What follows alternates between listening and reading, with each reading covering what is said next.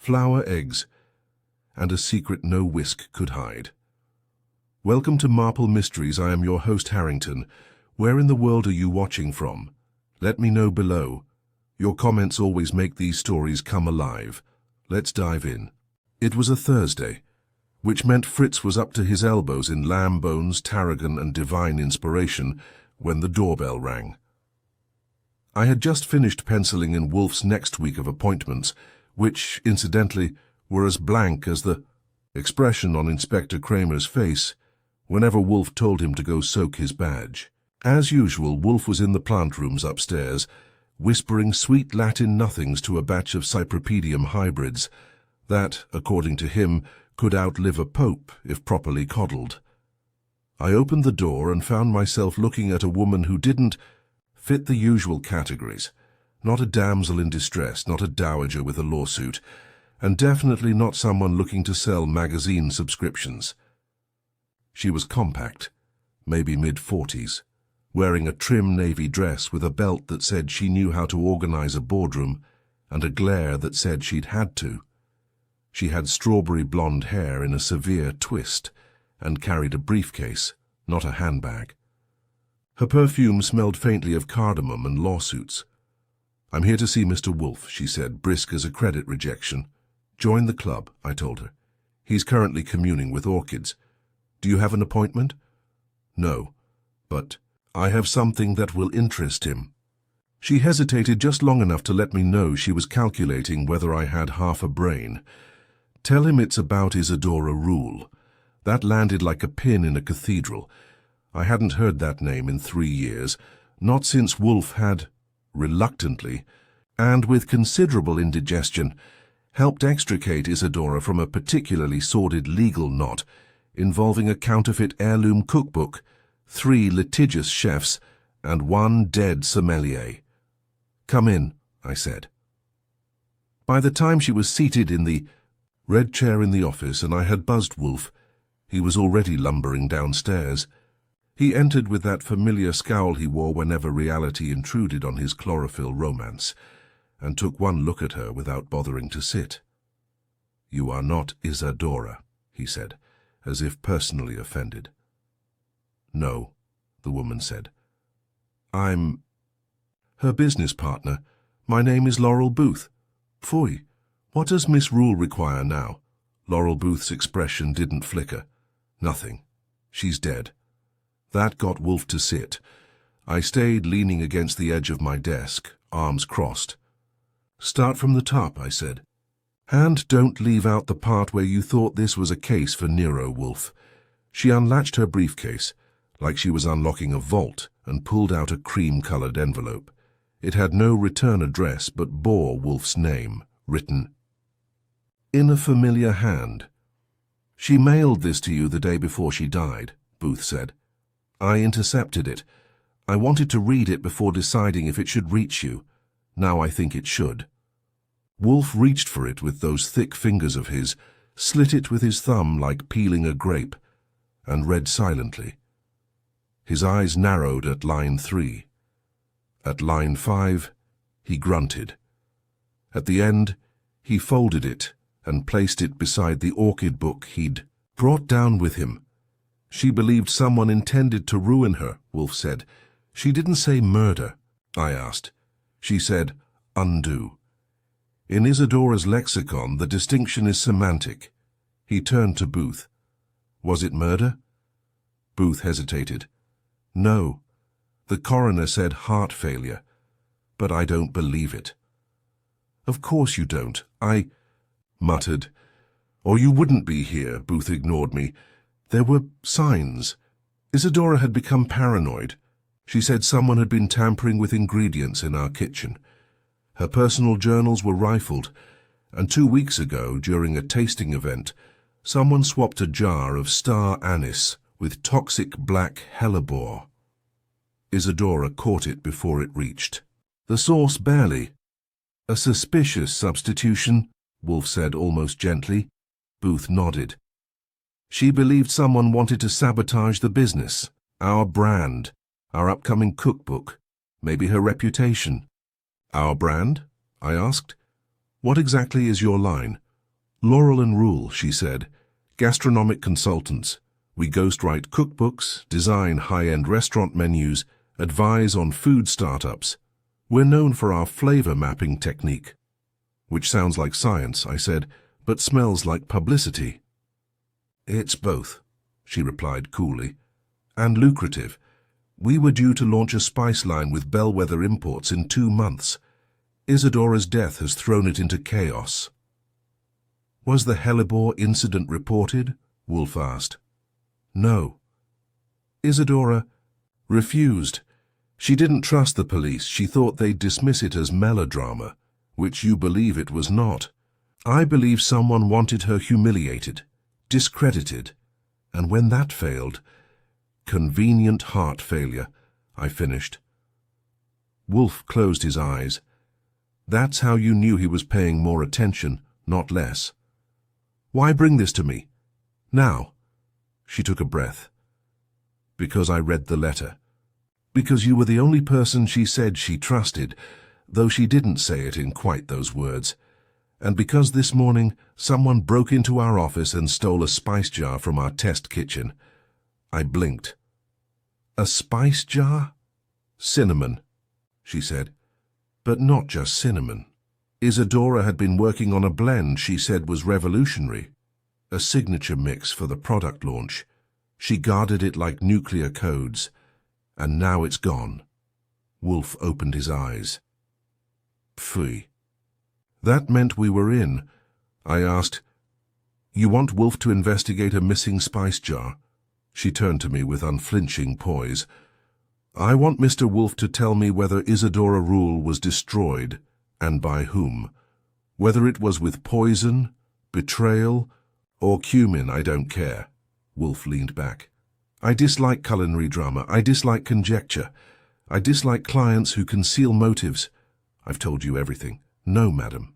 You've told me everything you wanted me to know. He steepled his fingers. I accept the case. That was my cue. You do?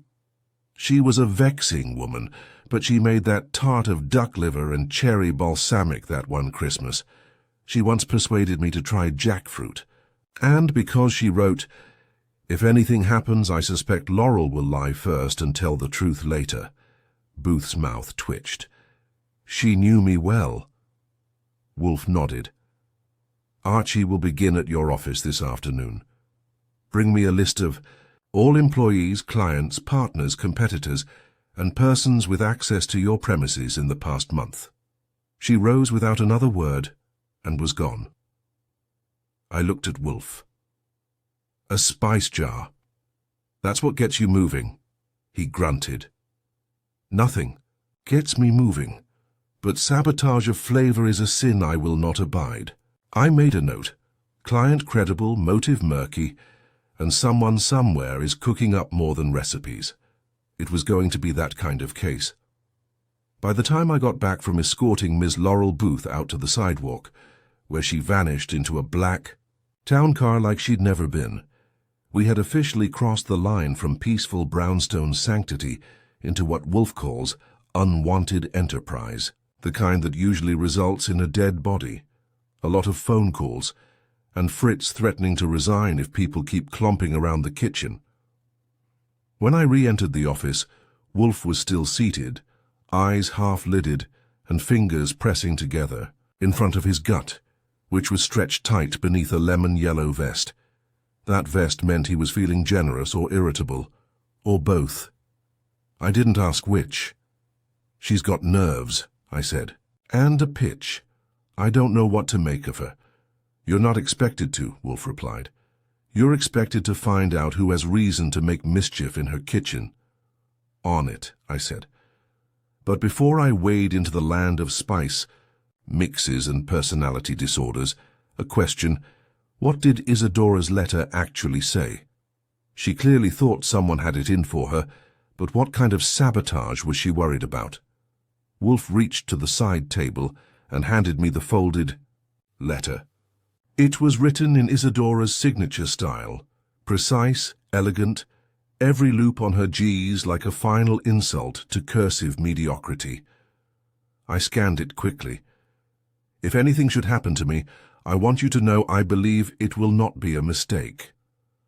Someone has been altering ingredients in our studio kitchen. A jar was misfiled last week. Something I made tasted wrong. And when I checked the herb cabinet, the fenugreek smelled like floor polish. I confronted Laurel. She denied everything. I'm not sure she's lying, but I'm sure someone is. It could be nothing. But if it isn't, you're the only one I trust to see clearly.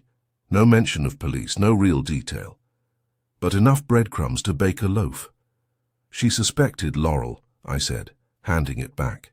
She suspected everyone, Wolfe corrected. But she named Laurel because suspicion was the one gift she never failed to share. I let that sit. So what's the play? You really believe someone killed her over a spice blend? No, he said. But theft is one thing. Manipulating a woman known for precision into thinking she's losing it, that is deliberate. That is cruelty. And cruelty interests me.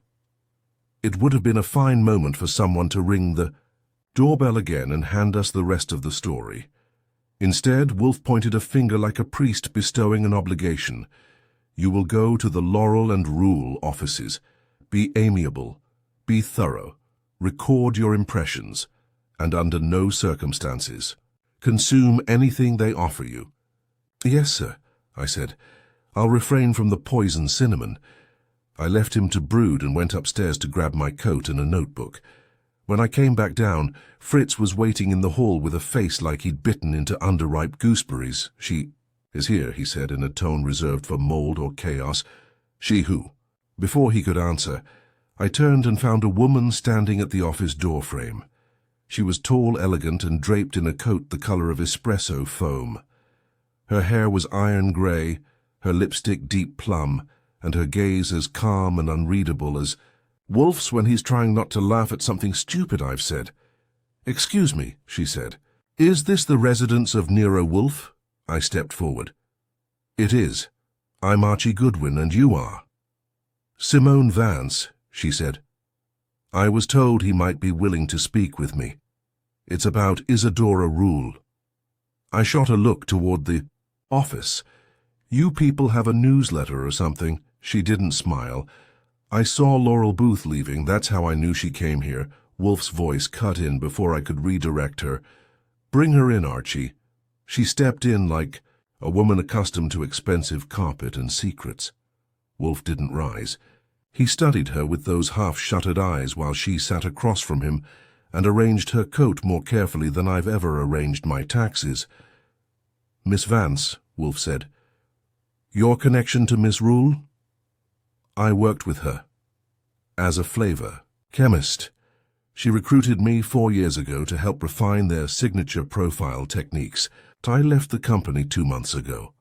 Why? There were conflicts, she said. Booth didn't trust me. She thought I was trying to take over Isadora's attention. Were you?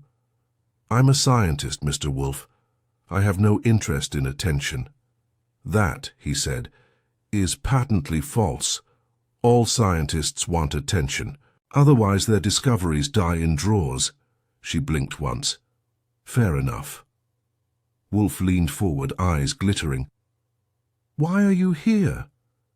Because I think Isadora was being manipulated, and because the blend, the one that went missing, was mine. I developed it. Isadora took credit for it. Ah, the plot, as they say, was thickening. That jar contained your intellectual property, Wolfe murmured, and now it has disappeared. Yes, she said, and I'll be blunt. If Laurel Booth markets that formula under her own name, I want her exposed. I don't care if Isadora is dead. I want my work credited. You believe Laurel intends to do so? I don't know. But I wouldn't put it past her. She's ruthless. Wolfe nodded. Your honesty is appreciated. She rose. I'm staying at the Gramercy Ritz. If you need anything else, you can reach me through the concierge. As soon as the front door clicked shut behind her, Wolfe turned to me. There, he said, we have our first motive. 2, actually. I said. Laurel might have wanted Isadora out of the picture, Simone wanted her exposed. Either one of them could have spiked her saffron and walked away smiling. You will speak to Booth again, then to this Miss Vance, confirm dates, confirm hostilities, confirm who had access to the spice blend, and when. I nodded. On. It Wolfe sighed. And do take care to eat lunch elsewhere. Fritz has barricaded the kitchen. I can't imagine why. He waved me away, eyes already drifting closed. You imagine plenty, Archie, but not always usefully. I left him there thinking about cinnamon and sabotage and headed out into the city, where the air smelled like traffic, ambition, and if I sniffed carefully, the start of trouble. Laurel and Rule's offices were on the 5th floor of a glass-panelled building in Soho that screamed quiet wealth and curated aesthetics. The elevator had music that sounded like cinnamon tastes, soft, airy, trying too hard to be noticed. I stepped out into a minimalist lobby with 2 chairs, no receptionist, and a wall-mounted screen displaying a looping video of someone's hands zesting a blood orange in slow motion. A steel plaque to the side bore the company name in sans. Serif font so refined it was practically apologetic. I rang a bell shaped like a time blossom, and the door to the inner office clicked open. The woman who met me there was not Laurel Booth, and she was not smiling. You must be Archie Goodwin, she said, managing to make it sound like a parking violation. I'm Eva Hanley, I manage operations. She was lean, impeccably dressed in black, and had a voice like chilled vodka, clarity with just a trace of bite. I'm here on behalf of Mr. Nero Wolfe, I said, stepping past the threshold. I assume Ms. Booth told you. She told me someone was coming. She didn't say it would be a man who looks like he moonlights as a private eye in a pulp novel. Flatterer, I said. If you're handing out character sketches, you'd make a great noir ice queen. She didn't. Blink. This way. The workspace was open plan, full of soft lighting, hanging plants and furniture that looked like it had been curated by someone who drank fennel tea for fun. 5 people were at laptops, all of them studiously ignoring me. One young guy was stirring something on a portable burner. From the expression on his face, it either wasn't going well or was about to become genius. Eva led me into a glass-walled conference room where Laurel Booth was seated with a tablet and a cup of something frothed. She looked up and gave me a nod that passed for welcome in her dialect. You're early. No such thing in my line of work, I said, and took a seat across from her. Simone Vance dropped by the brownstone. That earned a reaction. Barely, of course she did. She says the missing spice blend was hers. She would say that, Laurel replied, putting the tablet down. Simone was brilliant, but unstable. She believed her genius justified bypassing procedure. She wanted Isadora to dissolve our partnership and go solo with her. She'd already made offers behind my back. Documented? Laurel smiled faintly. No, but the industry remembers. She's had 4 different affiliations in 6 years. She leaves chaos, lawsuits, and perfect little recipes behind her. And yet you hired her.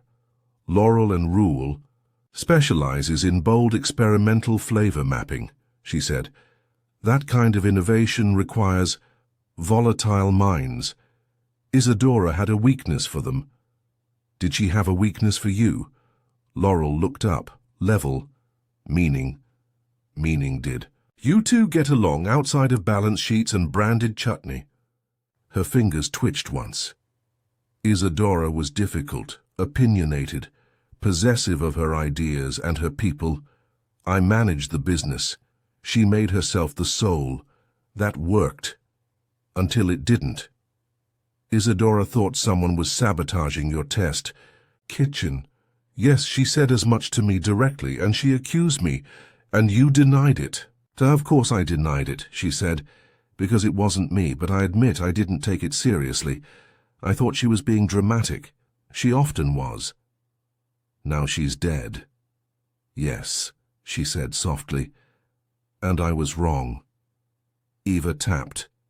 On the door once, then entered. holding a printed list. Staff access logs for the last 6 weeks and 3 names from the culinary side who've worked directly with the test blends. Laurel handed it to me without comment. I scanned the list. 2 names jumped out. Felix Brantley, culinary technician, and Priya Shah, assistant developer. Both had near-daily access. The third was Elias Crown, their inventory handler. And then there were timestamps, entries into the locked test kitchen, deliveries logged, blend jar access notations. Whoever stole the blend knew what they were after. Do you keep security footage? Not inside the kitchen itself, Eva said, but hallway access is recorded. I can arrange a review. Please do, I said. Also, who knew about the hellebore incident? Laurel's brow furrowed. No one. Isadora and I cleaned it up ourselves. We agreed not to speak of it. Odd choice, considering it could have killed someone. She didn't want bad press or a panic. She wanted to believe it was a mistake. I looked at her. And you? I wanted her to believe it. There it was, raw enough that even Eva gave her a glance. Give me half an hour with Brantley, Shah and Crown, I said, separately. Eva nodded. 10 minutes later, I was sitting across from Felix Brantley, who looked like he'd been poured into a denim apron and brewed in espresso. He was handsome, twitchy, and ran a finger along the edge of the table like he was measuring its potential as a cutting board. I'm not used to being interrogated by detectives, he said. Relax, I said. I'm just the legman. You. Worked closely with Isadora? I did. Did you like her? I respected her. That's not what I asked. He hesitated. She could be manipulative. She had a way of dangling opportunity.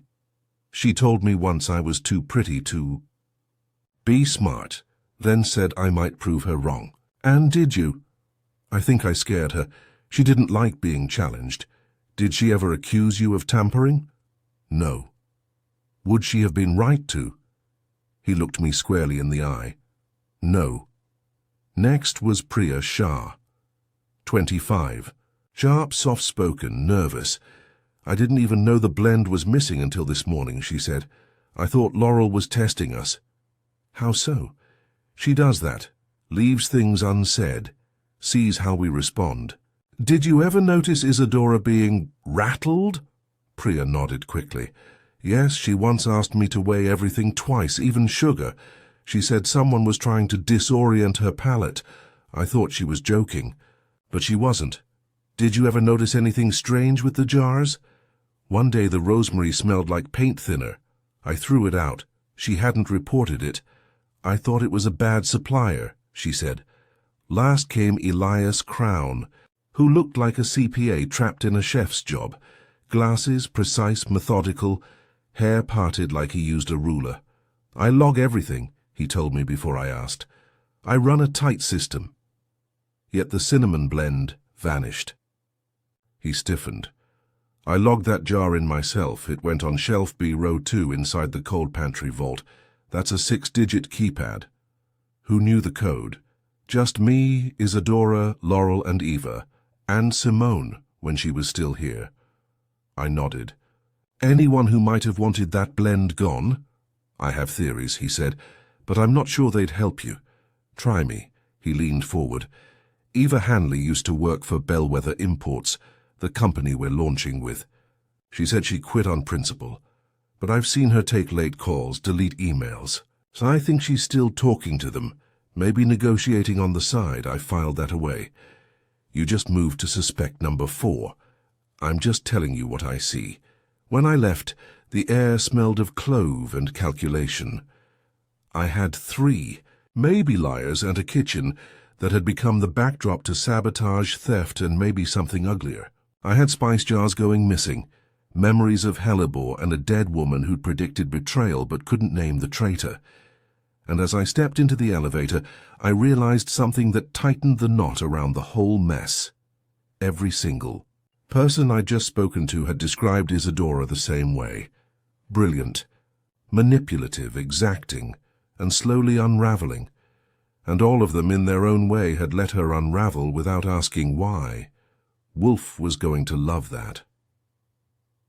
When I got back to the brownstone, the smell of something involving smoked paprika and Fritz's passive aggression was wafting in from the kitchen. I didn't dare peek in. Fritz in a mood is more dangerous than a man with a motive and a blunt object. But I paused just long enough in the hallway to confirm the kitchen door was closed and bolted from the inside. Noted. Lunch was not going to be a democratic process. Wolfe was in the office naturally, in his chair naturally, and had taken on the posture of a man reviewing Latin poetry or contemplating the superiority of mustard greens to kale. The moment I stepped in, his eyes opened and he gestured for the notepad. I tossed it onto his desk instead. I just spent the last 3 hours breathing artisanal cumin and being stared at like a pop quiz. Laurel Booth may be composed, but she's watching every move like she expects someone to blink in Morse code. Ava Hanley has ice cubes for veins, and maybe some extracurricular arrangements with bellwether imports. Felix Brantley has charm and resentment in equal supply. Priya Shah was scared, and Elias Crown logs things like he wants them engraved on his tombstone. Wolfe didn't move. Anything actionable? 3 things, I said, sitting. 1, Simone Vance still had access to the test blend vault up until she left, which was only 2 months ago. That's motive and opportunity in the same jar. 2, the hellebore incident wasn't reported, wasn't seen by anyone except Laurel and Isadora, and was covered up, which makes it just as likely to be staged as it is to be sabotage. And 3, someone wiped the hallway security footage for the day the spice jar disappeared. That got a reaction. Wolfe's eyebrows went up. Exactly a 1/4 inch. Wiped, deleted. Shiva told me they were archiving old clips when they noticed the file was missing. It was a manual deletion, no log, suggesting insider knowledge or complicity. Right. And just to season it properly, Crown claims Eva still talks to. Bellwether. Late calls, missing emails, suspicious activity. He doesn't have proof, but he's convinced she's still negotiating with them on the side. Wolfe grunted. Then she may have incentive to secure the blend and offer it as a sweetener. Or plant a little poison to sink Laurel's rep, tank the launch, and make a clean deal with Bellwether under her own name. He closed his eyes, fingers steepled again. No, that would be crass. But to preempt Laurel with her own formula, yes, that is conceivable. Simone says the blend was hers. Laurel claims it was Isadora's. Elias says he logged it and shelved it personally. The only person not claiming ownership is the woman it was named after, and she's dead. Then we must do as always, Wolfe murmured. Start with what cannot be faked. And that would be fear, he said simply. Isadora's letter is genuine. The paranoia was real. Either someone was tampering, or she believed someone was tampering. In either case, it provoked her to reach out, which means something occurred she could not rationalize. She mentioned the fenugreek smelling like floor polish. Wolfe opened his eyes. You will bring me a sample of everything she found. Suspicious. Have Fritz accompany you if necessary. His palate is more exacting than yours. I frowned. You think the ingredients really were tampered with? I think someone wanted her to feel that they were. And now she's dead. Yes, Wolfe said. Conveniently, quietly, and without investigation. A woman with her enemies, her reputation, and her intelligence does not simply collapse. That stopped me. You think she was murdered? No. I think someone made her death useful. Before I could press him, the phone rang. Wolfe waved me off and I picked it up. Nero Wolfe's residence, Archie Goodwin speaking. The voice on the other end was shaky, young, female, and trying hard not to panic. Is this Mr. Wolfe? I mean, do you work for Mr. Wolfe? I do, I said. Who's this? This is Priya Shah. I'm sorry to call, but I think I found something. Something in the kitchen drawer that doesn't belong. Be specific. A vial. It was taped under the counter. I think it's a chemical. I don't know. But Isadora made me clean that drawer 100 times, and it was never there before. Where are you now? In the test kitchen. Everyone else left for the night. I stayed behind to organize the jar labels. I didn't touch it, I swear. Good. Sit tight. I'm on my way. I hung up and turned to Wolfe, who had already heard every word. Go, he said. Take gloves and take care. Whoever placed it meant for it not to be found. I'll be back before Fritz burns the brisket. He didn't dignify that with a reply. I grabbed a pair of latex gloves from the drawer. Yes, we keep them, don't. Ask why and headed out again. The sun was dipping and the streetlights were coming on. Laurel and Rule's building looked a little less pristine in the dusk, like a well-lit secret. Priya met me at the door, white-faced, wringing her hands in her apron. She led me silently to the kitchen, where she pointed to the drawer beneath the prep table. I knelt, reached under, and felt the unmistakable shape of duct tape securing something slender and glass. When I pulled it free, she gasped. It was a glass vial, narrow, with a black screw cap, no label. About 2 inches of clear, slightly yellowish, liquid inside. Did you touch it? No, I only found it because the duct tape was coming loose, I nodded. You did the right thing, she hesitated. Is it poison? Let's just say it doesn't belong in any recipe book I've ever seen. I wrapped it in a dishcloth, stowed it in my pocket and walked her out. She was still shaking. I told her not to talk about it to anyone until Wolfe said otherwise. She nodded and vanished down the street, disappearing into the kind of anonymity New York offers anyone willing to walk quickly and not look back. When I returned to the brownstone, Wolfe had already summoned a lab contact through channels I don't ask questions about. He took the vial from me with his usual contempt for contamination and placed it into a black velvet pouch like it was a cursed jewel. If this is what I suspect, he said, we have confirmation. Of what? That someone wanted her, to doubt her senses, to taste what wasn't there. And then, when that failed, to fear what might be. I poured myself a drink. You still think this wasn't murder? No, he said. But it was orchestration, a performance. Someone created the illusion of instability and sabotage until the victim, if not eliminated, was discredited. That is a more sophisticated crime. I sipped the drink. And the motive? He looked up, dark eyes sharp. Ownership, he said, of a name, a blend, or a future. Dinner was called a few minutes later, and for once Fritz had set the table with only 2 place settings. No guests, no interruptions. But for the first time in days, Wolfe didn't complain about the seasoning, which meant only one thing. The case had left a taste in his mouth.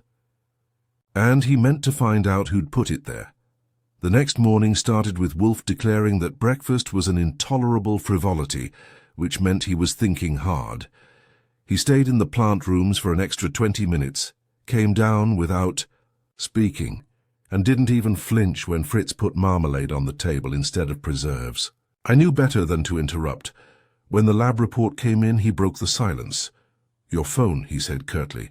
I passed it over, and he dialed using one thick finger at a time, as if the rotary ghost of telephones past might answer better that way. Yes, he said when the voice on the other end picked up. Proceed. He hung up.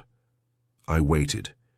He folded the paper he'd been reading, laid it aside, and turned to me. It was not a spice, he said.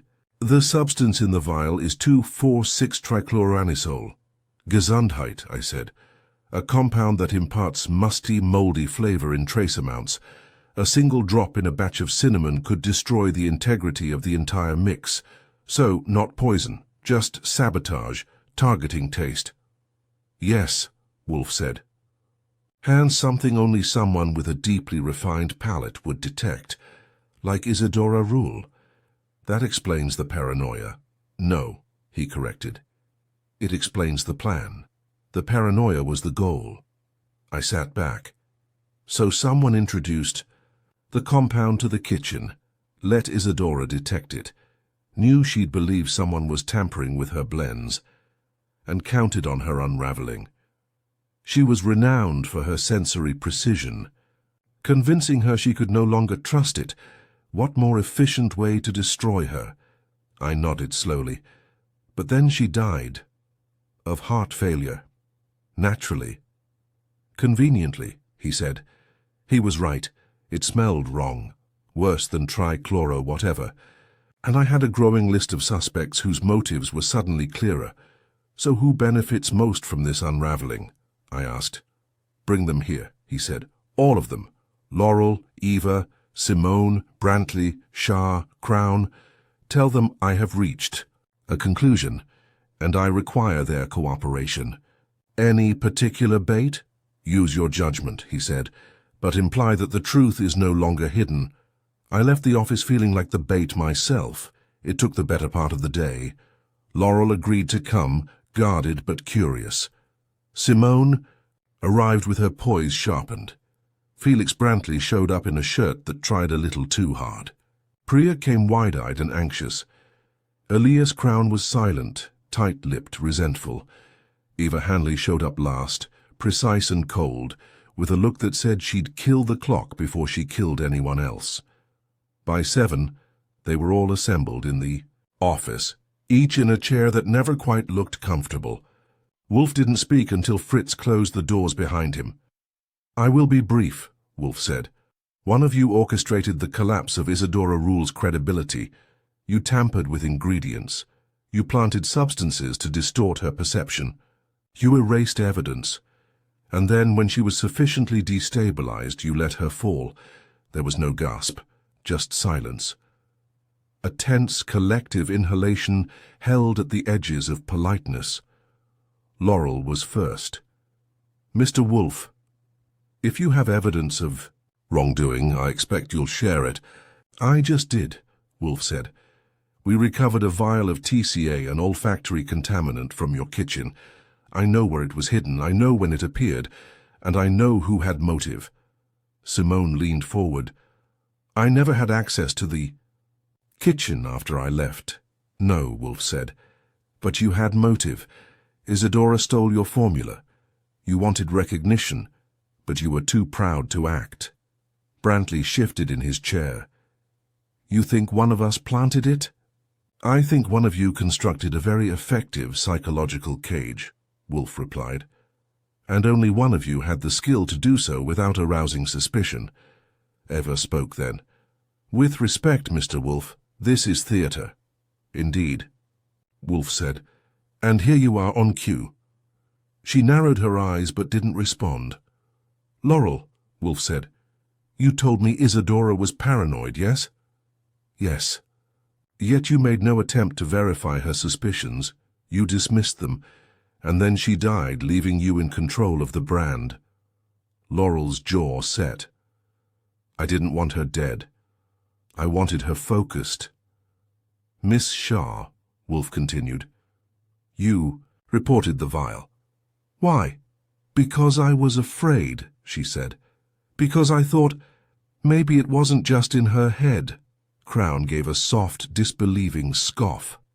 And you, Mr. Crown, Wolfe said, suggested Miss Hanley was still in contact with Bellwether. You were correct. She was. Eva said nothing. That contact, Wolfe continued, was not treasonous, but it was preparation. You saw the partnership fracturing. You positioned yourself to gain from the fallout. And that's a crime? She asked coldly. No, Wolfe said. It's not. What is a crime is manipulating the situation so the fallout happens sooner, with fewer witnesses, and more profit. He turned his gaze directly to Brantley. You, Mr. Brantley, are the link. That made everyone glance at him. You had the technical skill to introduce a compound like TCA undetected. You had reason. Isadora dismissed your contributions. She humiliated you. You were ambitious. You knew her process, and you knew how to make her doubt herself. Brantley's face had gone white. I didn't. You did, Wolfe said, cutting him off. You placed the vial under the drawer to retrieve later. You didn't count on Priya finding it first. And you deleted the footage from the hallway. Camera, clumsily but effectively. Brantley stood shaky. You have no proof.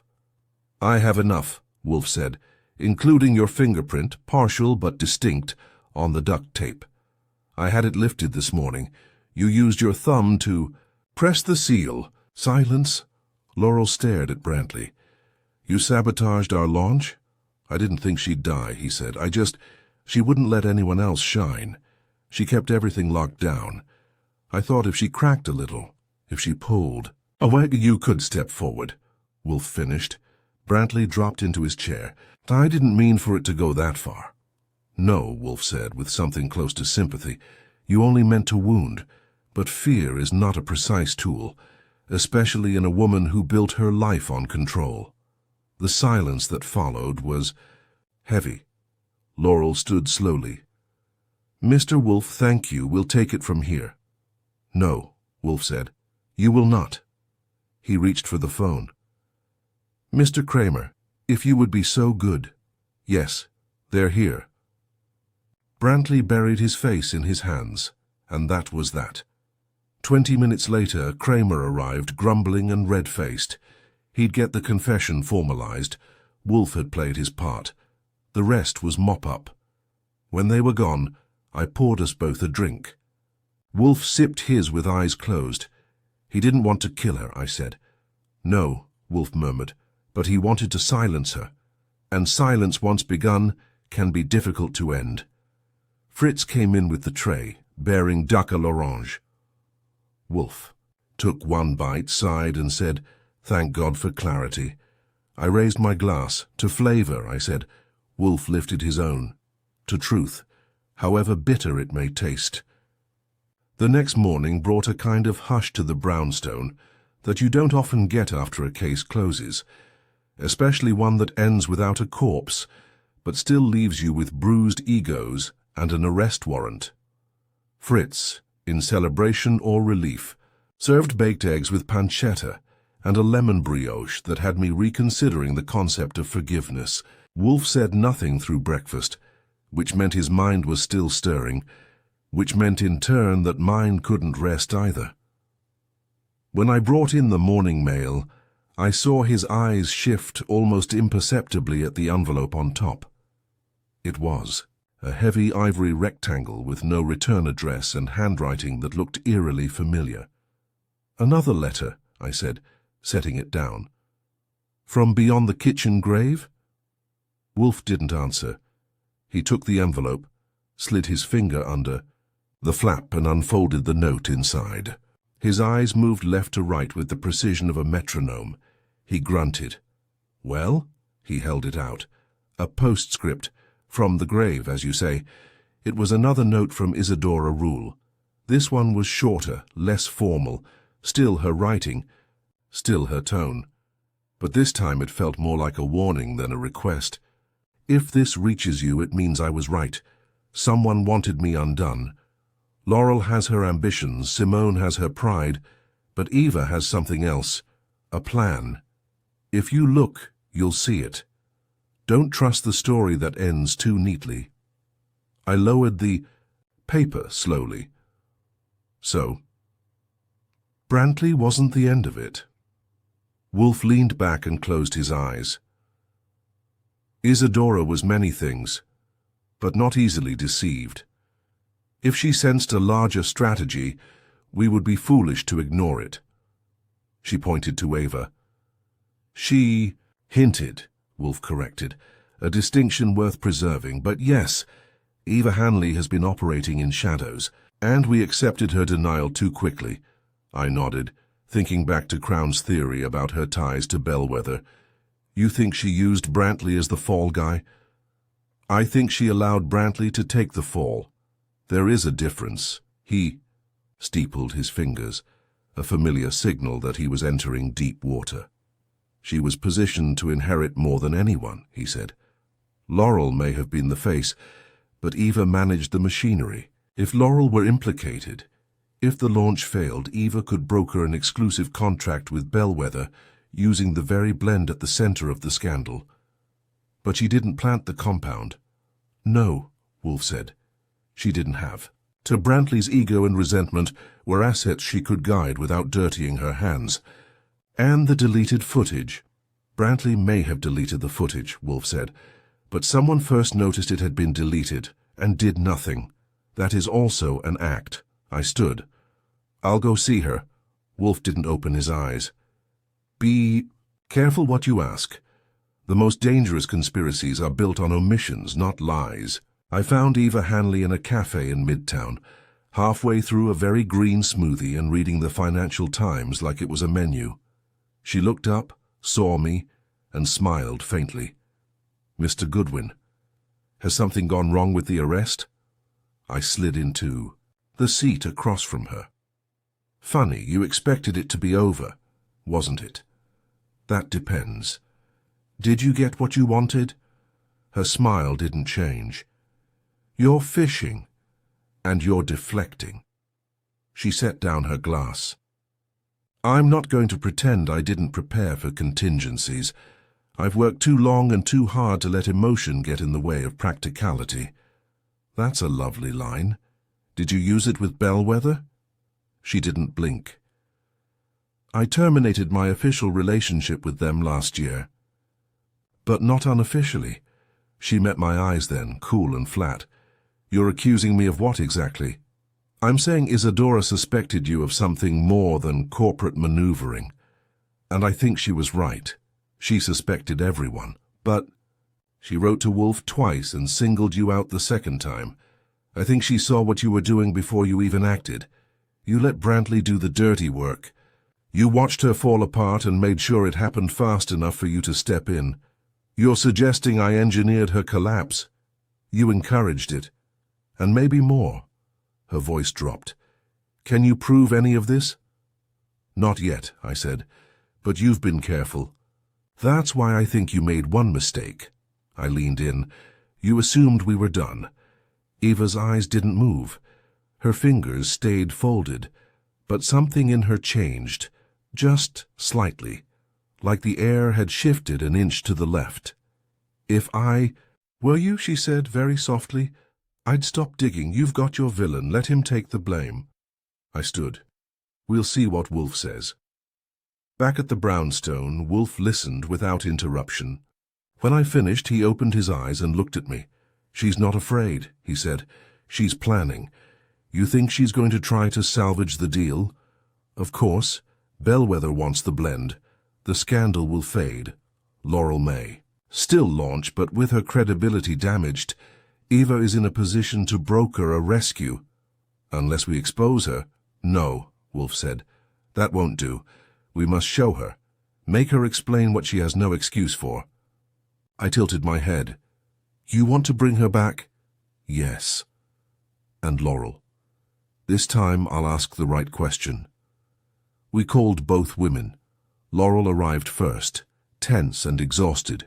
Her veneer finally cracked. Eva came 10 minutes later, serene, as ever. Wolfe waited until they were seated, then began. Miss Hanley, he said, we have received a second letter from Isadora Rule. She named you as a potential orchestrator of her collapse. Would you like to respond? Eva's chin lifted. Slightly. That's not a credible accusation. Isadora's judgment was compromised. Convenient, Wolfe said. But here is the difficulty. If she was compromised, then Brantley's actions were not solely his own. Someone positioned him, and someone benefited from her downfall. Laurel turned. Are you saying Eva was behind it? I am saying, Wolfe said evenly, that Eva's fingerprints are on every decision made after Isadora faltered. The promotional shift, the contract renegotiation, the withdrawal from public events, the silence. Laurel looked stricken. You were supposed to help, not... I preserved the company, Eva said. If you'd had the courage to face Isadora's decline, you would have seen the necessity. You used her, Laurel whispered. She was already unraveling, Eva said coldly. I simply ensured it didn't take everything with her. Wolfe exhaled.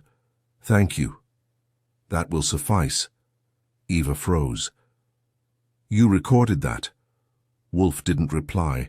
He didn't have. Till she stood, furious. You have no right. You gave it, Wolfe said. When you thought I was done, she left in silence. Laurel sat in the office for another 10 minutes, eyes unfocused. Then she stood, nodded to Wolfe and followed her out. I looked at Wolfe. That'll wreck her deal. Yes, he said, and leave the truth intact. You're not going to turn it over to the police? They have Brantley, Wolfe said. But if Bellwether withdraws, Eva will lose everything. The consequence fits the crime. And Isadora? She was right, he said. But too late. Fritz called dinner. This time Wolfe stood with effort. Truth, he said, is like vinegar. It preserves, but it stings. And with that we left the office and went to the table, where justice, like dessert, was best served without apology. The next day brought rain, soft and steady, the kind that makes the city look like it's been washed in ink. I stood at the window watching it turn the sidewalk to slate, while Wolfe sat motionless in his chair, eyes closed, the tips of his fingers pressed together like he was trying to translate something only orchids normally hear. The storm didn't bother him. It rarely did. What did bother him, though he'd never admit it, was unfinished threads. The case was technically closed. Brantley had been arrested, his partial confession wrapped up in guilt and panic. Eva's admission, which Wolfe had expertly coaxed out, had been quietly handed to the right ears. Bellwether Imports, learning of her orchestration and manipulation, began pulling strings in the background to cover their exposure. Eva was out. Laurel, perhaps out of necessity or grief, was retreating from public view. Wolfe, by all external measures, had done what he was hired to do. But I knew that posture, that stillness meant his mind was still turning the blade. And something about the edge wasn't clean. I cleared my throat. You're still chewing, sir. Indeed, I waited. Sometimes he preferred the silence, sometimes the prodding. Today was the latter. Something's wrong? Not wrong, Wolfe said slowly. Incomplete. That was worse. You don't believe it was just Brantley and Eva. I believe we have not asked the final question. I gave that a moment. Which is, who allowed Isadora to die? I blinked. You think someone helped her die? No. Wolfe opened his eyes. I think someone stood back. That didn't narrow it down much. Plenty of people had stood back while Isadora spiraled. Laurel, Eva, Brantley, even Priya and Crown to some extent. But Wolfe wasn't talking about indifference. He was talking about opportunity. She had heart trouble, I said. No one disputed the autopsy. Yes, but had she ever experienced symptoms before? I don't recall anyone saying she had. Nor do I. And yet, she died alone, in her home, and her doctor, when questioned by Inspector Kramer, noted he had not prescribed any cardiac medication, nor was he aware of a condition that would have predicted sudden failure. I sat down. So we're back to murder. Wolfe shook his head. No to omission and to manipulation. Someone counted on her death. That was a hell of a theory. Eva. No, Wolfe said. Eva was cold, calculating, but she wanted a controlled transition. She would not have risked chaos. I felt the answer creep toward me, the way it sometimes does when Wolfe is circling it out loud and letting you catch up. You're thinking, Laurel. She stood to inherit the brand, the image, the empire. She knew Eva was planning a quiet coup. If Isadora died suddenly, Eva would overplay her hand. And she did. But if Laurel didn't poison her, she didn't need to. She needed only to withhold help. That sat in the air like the smoke from a burnt creme brulee. She knew Isadora was deteriorating. She saw it happening, and she let it. Do you want to confront her? No, Wolfe said, But she will return, and she did. 3 hours later, Laurel Booth arrived at the brownstone unannounced, looking paler than I'd ever seen her. The polish was still there, but something behind the eyes had fractured. "I heard Eva's been disavowed by Bellwether," she said, as I showed her into the office. "You're doing?" Wolfe inclined his head. She nodded slowly. "You were right. She'd been plotting for months. I found communications, burner emails, offshore routing. Bellwether had already drafted a press release. I was going to be pushed out, just like Isadora." "Indeed," Wolfe said, "and yet you are not." "No, because Isadora died." She hesitated. "Yes. Was that your design?" "I didn't kill her, Mr. Wolfe." "No," Wolfe agreed. "But you saw the signs. You knew she was unwell. You had access to her schedule, her physical state. You knew she had no medication, and yet you let her believe she was unraveling. You let her fear drive her further. You stood beside her until she fell." Laurel looked down at her hands. "I was tired," she said. "Tired of her controlling everything, of her hoarding attention. She was brilliant, but impossible. I thought, maybe if she stepped back we could still work." But she didn't step back. She ran herself into the ground. I didn't know her heart would fail. I just didn't stop it from happening. "You watched her lose herself," Wolfe said quietly. "And you allowed it." Laurel looked up, eyes damp but defiant. "She would have destroyed everything. Eva wanted to steal it. Brantley wanted to corrupt it. I was the only one who still believed in the work." "Then you have inherited ashes," Wolfe said. "And must make your bread from that." She sat in silence for a while, then stood. "Thank you for what you've done." Wolfe didn't respond. She left with the quiet dignity of someone who had been both spared and condemned. After the door closed, I leaned against the frame. "So that's it?" "Yes. She didn't kill her, but she let the storm pass without putting up a single umbrella." "Precisely. And you're not going to tell the police?" "They have no crime," Wolfe said. "Only absence and apathy, which, while deplorable, remains legal." I nodded. "So we go back to orchids and sherry?" "No," he said. "Tonight, duck confit and armagnac." Fritz entered then, as if summoned by prophecy, bearing a plate that smelled like contrition. "And orange zest," Wolfe exhaled, the storm at last settling behind his eyes. "She was right, Archie. People rarely commit violence with their hands, but often with their choices." I raised a glass. "Two choices, then," Wolfe nodded solemnly. "And to their consequences." That night, after Fritz cleared the dishes and Wolfe resumed his usual silent communion with a volume of Horace, I went back to my room and tried to let the whole business settle. But it wouldn't. Not quite. The parts all fit now. Brantley with his resentment and chemistry tricks, Eva with her boardroom betrayal, and Laurel with her sin of stillness. But like Wolfe said, something still felt incomplete. Not wrong, just not fully sealed. Like a door left ajar in a locked house. Around 10 I went back downstairs. The office was dim except for Wolfe's reading lamp. He looked up when I came in, raised one eyebrow. "That's Wolfe for speak or leave me to my literature." "I've been thinking," I said. He closed the book with a soft clap. "Continue." "I've gone over every move. We have motive, means, and method. But one thing still bugs me. The cinnamon blend. The whole thing started with a jar going missing. That's what brought Laurel in. That's what made her reach out to you, but we never found it, not really. We just found that vial of sabotage sauce Brantley left behind. So what happened to the blend?" Wolfe leaned back, steepled his fingers. "Shall you believe it still matters?" "I think it might be the only thing that does. Laurel said Isadora guarded it like nuclear codes. Crown said it was kept in a locked cold vault. Only a handful of people had access. The jar disappears, but no one claims credit. Not Brantley, not Eva, not even Simone." Wolfe's eyes narrowed. "Unless," I went on, "the jar never disappeared at all. Unless someone wanted us to believe it was missing." "Go on."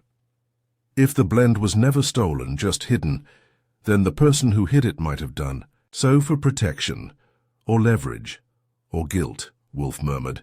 It clicked. Simone, I said. She claimed the blend was hers. She left the company 2 months ago, but she knew how much it mattered. If she suspected what Brantley was doing, and she might have if she was watching closely, she could have taken the jar herself. Not to sabotage, to preserve it. Preservation, Wolfe said, is the act of a witness, not an instigator. I nodded. She said she wanted credit, but she never pushed for it. Not really. She came to us right after Laurel. It wasn't ambition. It was a warning. And a confession of sorts, Wolfe said, that she had once claimed the blend, but now realized it had come to represent something else. I stood. You want me to ask her? No, Wolfe said. You will invite her here. She is unlikely to lie to me. By noon the next day, Simone Vance was seated in Wolfe's office again, same coat, same posture, but something about her was softer this time, less combative. Maybe it was the fact that the worst of the storm had passed and she was still standing. I understand Eva's been removed, she said. Yes, Wolfe replied. Miss Booth has assumed control of Laurel and Rule, pending restructuring. I assume this means you've closed the case. Wolfe tapped a finger once on the armrest. We have closed the part that needed law, not the part that needed truth. Simone didn't speak. Her lips pressed together faintly. You were in possession of the cinnamon blend, Wolfe said. No reaction, no flinch, but no denial either. I was, she said finally. I removed it the day I left. I didn't tell anyone because I didn't want them accusing me of theft. But it was mine, or at least partially mine. You suspected someone would misuse it, Wolfe said. I didn't know, but I'd seen enough. Brantley was getting reckless. Heather was making plans. Laurel, she stopped listening. So yes, I took the jar. And kept it? I have it still, in cold storage at my apartment. Wolfe gave the tiniest nod. Thank you. I never intended to use it, she said. Not unless someone tried to pass off an imitation. I just didn't want it corrupted. Miss Vance, Wolfe said, you did more than preserve a recipe. You preserved a legacy. She blinked. That wasn't the plan. No, Wolfe said, but it was the result. She stood, nodded once, and left without fanfare. The door closed quietly behind her. I looked at Wolfe. You believe her? Yes. Then that's it. That is the end, Wolfe said. And a curious one. How so? He glanced toward the window, where the light had shifted into the thin gold of late afternoon. Because everyone in this affair did what they believed was necessary, he said. Brantley lashed out in frustration. Eva maneuvered for survival. Laurel stood still out of exhaustion. And Simone, she took one thing no one else thought to protect. Not the brand, not the company, but the work itself. I crossed my arms. You're sounding sentimental. I am not, Wolfe said firmly, but I will allow that a thing crafted with care, even if surrounded by ambition and betrayal, deserves not to be lost. Fritz entered a moment later with tea. Wolfe accepted it with a murmur and leaned back into the quiet. I went to the window and watched the last of the rain dry off the stone steps, leaving a dark trace where it had been. And that, I figured, was the case in a nutshell.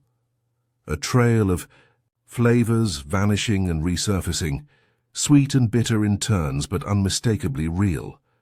Isadora Rule had been undone, not by poison, but by pressure, not by enemies, but by ambition. Wolfe hadn't solved a murder.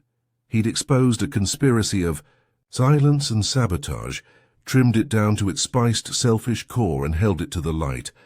There wouldn't be headlines, no courtroom fireworks, but somewhere in Simone's refrigerator sat a jar of what might have been genius, still intact, still pure, and that, for Wolfe, was enough. For me, it meant one thing. The brownstone was back in balance, and dinner was on. Time. The thing about resolution is it never comes with trumpets. Not in this house, not with Wolfe. After a case closes, he doesn't pour a drink or lean back and savor his victory. He simply returns to the order of things. Books, orchids, beer at exactly 6:15, and expects the world to follow suit. So I did what I always do. I filed my notes, updated the log, and took a long walk around the block just to remind myself that other people's lives hadn't cracked under the weight of ego, ambition, or misplaced spices. When I got back, the brownstone felt quieter than usual, not peaceful, just quiet, like it was holding its breath. I walked past the kitchen where Fritz was softly humming while prepping stock for tomorrow, something veal-based, judging by the aroma. I didn't interrupt. Fritz, like Wolfe, heals through ritual. His knives were clean, his counters immaculate, and if you asked me, that was as good a sign of closure as anything. In the office, Wolfe was finishing a beer, eyes scanning the paper, but I could tell he wasn't reading it. His gaze wasn't moving. "You're still on it," I said, settling in across from him. He glanced at me, then back to the page. "Am I?" "How you tell me?" There was a long pause, then, "The blend." I leaned back. "Simone has it. She'll protect it. What's bothering you now?" "She will protect it," he said. "But not forever, and not alone. It is not a recipe, Archie. It is a symbol of ownership, of authorship, of legacy. And symbols, once contested, are rarely left alone. So you think someone's going to try to claim it again?" "I think," Wolfe said, "that Laurel Booth is not finished." I raised my eyebrows. "She lost Eva, she's seen Brantley arrested, and she was the last to admit her role in what happened to Isadora. You think she's going to come back for the blend? She believes it belongs to her. She didn't even know it was missing until Simone brought it up. She suspected," Wolfe said, "but let it go for convenience. Now that the dust has settled, she may attempt to retrieve it under the guise of recovery, justice, or tribute." "You think she'll confront Simone?" Wolfe set the paper down. "She'll try to negotiate first. If that fails, she may threaten. And if that fails, she'll steal it." He didn't answer, which meant he didn't disagree. I whistled softly. "So this isn't over?" "No. But it is no longer our concern, unless it becomes so." He said it like a man laying a chess piece on the board, but not yet pressing the clock. The phone rang. The next morning at 10:40, which is never a good sign. People who call Nero Wolfe before 11 either don't know him or are calling with bad news. I picked it up. Nero Wolfe's residence. There was a pause. Then Simone Vance's voice. Low and brittle. "He was right. Wolfe? Yes." I didn't need to ask what about. "Laurel contacted me last night," she said. "She wants the blend back. She says it belongs to the company, not me. She's offering a licensing agreement." "And if you refuse?" She implied legal action. She didn't threaten, but she made it clear she's serious. I looked at Wolfe, who was already watching me from his chair. "You want our advice?" I asked her. "No," she said. "I want your protection." She came by an hour later, the jar in hand. It was unmarked, double-sealed, and stored in a small insulated case. She placed it on Wolfe's desk, like it was a relic. "I don't want it used," she said. "Not yet. Not until it's clear what it means. I need someone neutral to hold it, someone who won't take a side." "You believe Wolfe is neutral?" I asked. "I believe he cares more about integrity than profit," she replied. "That's enough." Wolfe said nothing for a long moment. Then he nodded once. "Leave it." She did. After she was gone, I stared at the little case on the desk. "You're really going to babysit a jar of cinnamon?" "It is more than cinnamon," Wolfe said. "It is the sum of a woman's legacy, a man's crime, and a company's fracture. Don't get poetic on me." He closed his eyes. "Laurel will come. You're counting on it." "I am." 2 days later she did, She arrived in a tailored charcoal suit, calm and composed, but the way her hand gripped her handbag betrayed her. I showed her in. She didn't sit. I heard Simone came to you. Yes, Wolfe said. And gave you. The blend. He said nothing. I want it back. Still nothing. She took it from Laurel and Rule property. She had no right. Wolfe opened his eyes. She had reason. Not ownership. That, Wolfe said, is a matter of perspective. Laurel's lips tightened. You're taking her side.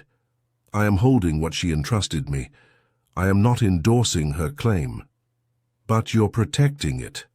I am protecting her, Wolfe corrected. From what you may become if you press. To this further.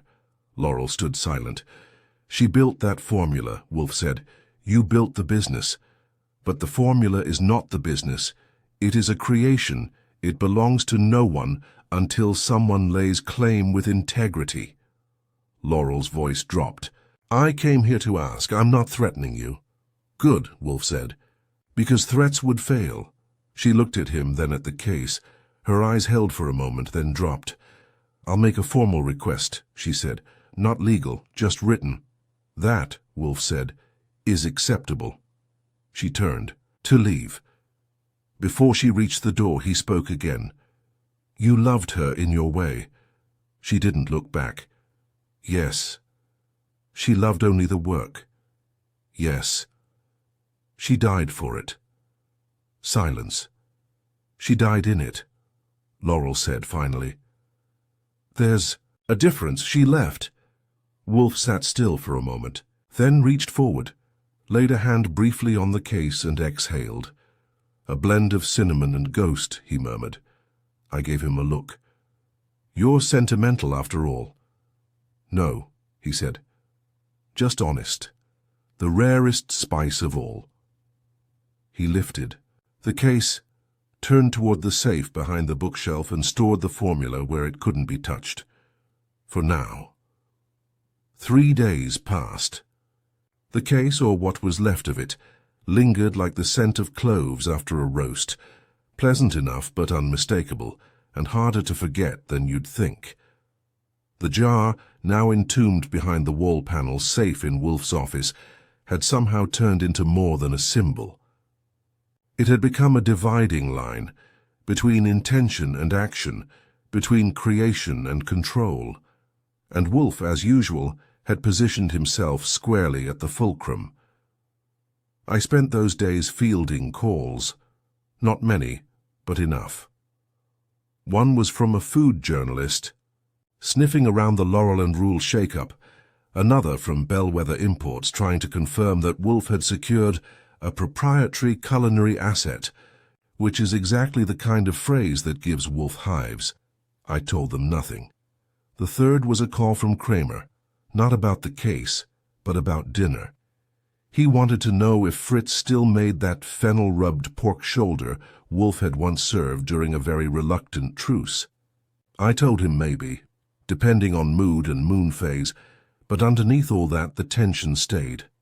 Not sharp, not loud, just present, like a wire strung too tightly under the varnish. Wolfe said nothing. He'd begun a reread of the 12 Caesars, and had sunk so deeply into it that he didn't even look up when I refilled the beer at 6:15, and then Simone called again. I think she's going to take it to court, she said, her voice thin and frayed. She sent me a letter, formal this time. Her lawyer says I'm in possession of stolen property. Are you? No, she said quickly, but I'm the only one who can't prove I'm not. I told her to stay put. I'd call her back. Wolfe listened with eyes half-lidded, then nodded when I finished. She is testing the distance, he murmured. Laurel? Yes. She is using the law as a ruler, not to measure what's fair, to measure what she can reach. I want to give it back. No, Wolfe said, but it must no longer belong to either of them. That caught me. Then who? He looked toward the case in the safe, as if it might answer for itself. The work must speak, not the makers. And certainly not the heirs. Simone was the maker, at least in part. She was the guardian, Wolfe corrected. The blend was a collaboration between genius and ambition, ego and refinement, Laurel and Isadora and Simone and perhaps others. But the result is singular. And singular things cannot be owned, only protected. It was one of those Wolfe pronouncements that sounded like it. Came from a mountaintop, but landed squarely on a desk blotter in Manhattan. I nodded. So what's the move? We call a meeting. Again. The last, he said. And this time they bring no lawyers. Only themselves. He called Simone. I called Laurel. Both agreed to come. Neither sounded pleased. That Friday afternoon, the Brownstones' front parlor was thick with the kind of quiet that has sharp edges. Simone arrived first, dressed with less precision than usual, like she'd grown tired of defending elegance. Laurel came 10 minutes later in a blazer that could have been armor, and sat without a word. Fritz brought coffee, silent as a ghost. Wolfe waited until he was gone before he spoke.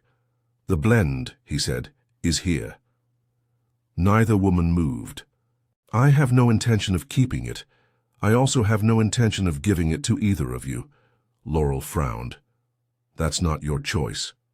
It is precisely my choice, Wolfe said. You entrusted it to me, both of you, by action or omission. And now I return it, but not to either claimant. Simone's voice was low. To whom then? Wolfe folded his hands. To a culinary trust, independent, apolitical, and anonymous. It will not be sold, not branded, not marketed. It will be preserved. And when, if, its value can be demonstrated by taste alone, without bias, without history, it will be judged on its merit. You're burying it, Laurel said. No, Wolfe replied. I am planting it. Silence followed. Then Simone softly. And we agree to this? You must. Or the alternative is litigation, exhaustion, and a legacy reduced to filing fees. Laurel leaned forward. You're asking us to surrender it to the void. I am offering you peace, Wolfe said. And absolution. Laurel looked at Simone. Simone looked back. For once they were not adversaries, just two women caught in the wake of a flame that had already burned down. Finally, Laurel said, Fine. Simone nodded. Wolfe stood. Then the matter is settled. I stood too, feeling the air shift back toward calm. Wolfe opened the safe, removed the case, and handed it, not to either of them, but to me. You'll deliver it, he said. To the Foundation for Culinary Preservation. You know the address. I nodded. I did. Simone stood.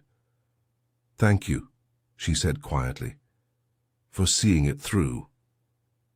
Laurel didn't speak, but she gave Wolfe a nod that carried something close, to respect. After they left, Wolfe returned to his chair and closed his eyes. Will it hold? I asked him. Perhaps not, he said, but for now it rests. I took the case that evening, just after sundown. I signed no forms, gave no names. The Foundation operates with discretion as Wolfe likes it. They took the jar, sealed it in archival-grade containment, and logged it as a proprietary anonymous sample. It will sit, studied but untouched, until someone someday decides whether it sings or stays silent. When I got back, Wolfe was at the dining table. Fritz was plating duck liver mousse with rhubarb compote. Wolfe raised a brow. Well? Delivered. No questions asked. Good. We ate in near silence, save for the clink of silver and the slow rhythm of knowing nothing more needed saying. Afterward, I poured us each a glass of Sauternes and leaned back. So, I said. That's that. For now, Wolfe said. Raised my glass. To what's left behind, Wolfe raised his, and to what endures. We drank. Outside, the rain started again, and this time it sounded like peace. By the end, there were no reporters at the door, No headlines screaming about spice blends or strategic betrayals. Just the quiet reordering of things. Wolfe had made sure of that. In his world, justice doesn't need applause, just acknowledgement. 2 weeks had passed since I'd delivered the jar to the Culinary Preservation Foundation. It now sat in some refrigerated archive with other unclaimed culinary oddities, sealed and catalogued.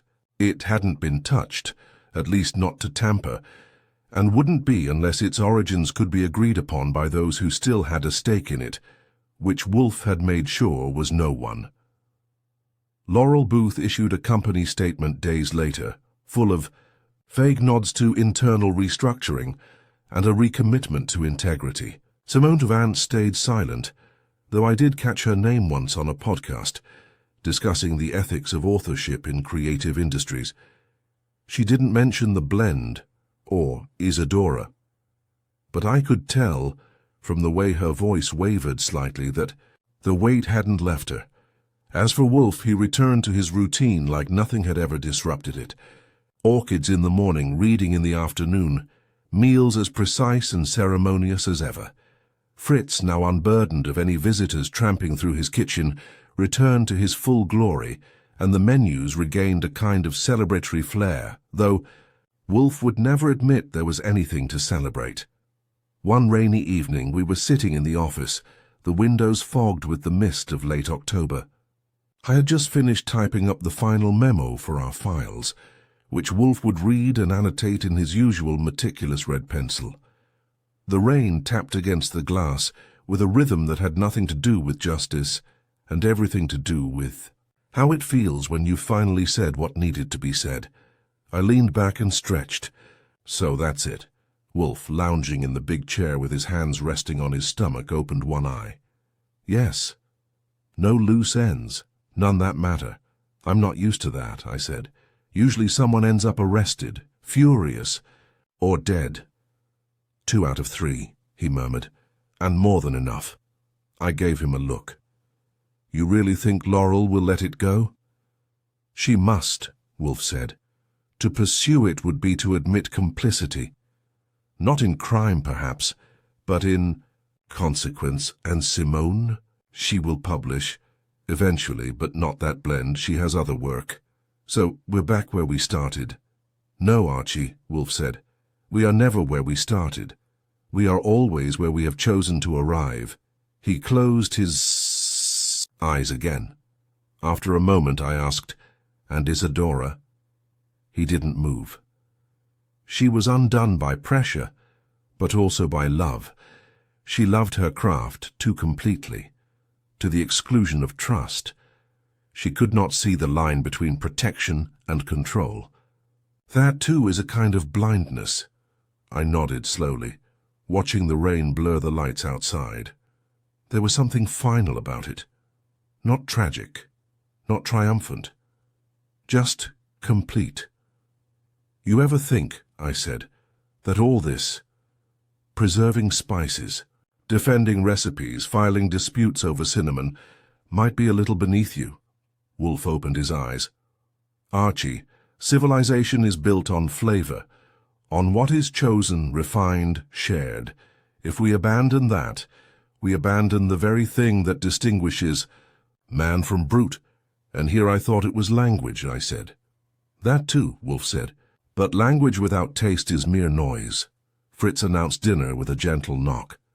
Wolfe rose, slowly, ponderously, like an oak tree checking the time, and followed the scent of something stewed, rich, and French.